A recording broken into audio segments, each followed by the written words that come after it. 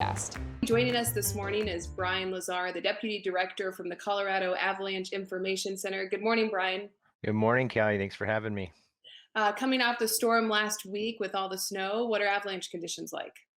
So we are seeing a dramatic and fairly rapid stabilization of the snowpack. We had a lot of storm snow that fell over the weekend, with tons of it falling in the urban corridor and in the Front Range foothills. That storm snow has settled quite rapidly.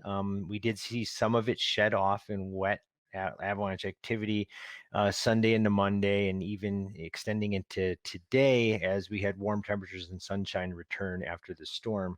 The one thing that we're monitoring is that the new storm snow, anywhere from kind of 1 to 2 feet, depending on where in the state you are, fell on widespread crusts that existed prior to the storm. And that was due to all that warm, sunny weather we had in the beginning of March. And so what we're looking at right now is the interface of the recent storm snow on those crusts. And the reason is, whenever we see crust buried in the snowpack, we tend to have weak layers that exist right above and below those crusts. And we've seen a few small avalanches remotely triggered by backcountry skiers and riders. And so that's one thing that we are concerned with, is just what's happening at that crust old snow interface.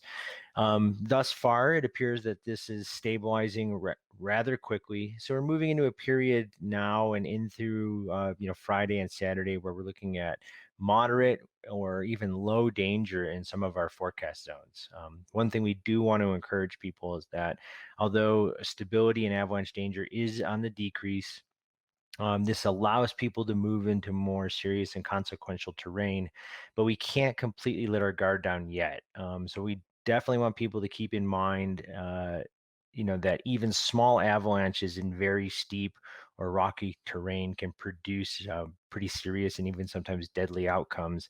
And this is the kind of thing we saw last spring, where very small avalanches were producing fatal avalanche outcomes because they're in very steep consequential terrains, or even the consequence of getting knocked off your feet could be quite serious. So we just don't want people to forget about that. Always good to keep in mind. Possibility of more snow coming in on Sunday. What does that look like for conditions? Yeah, so right now we do have a return of snow on Sunday. Looks like temperatures will cool off. I think that will eliminate any concern for wet avalanche activity, and our attention will then turn to the new storm snow.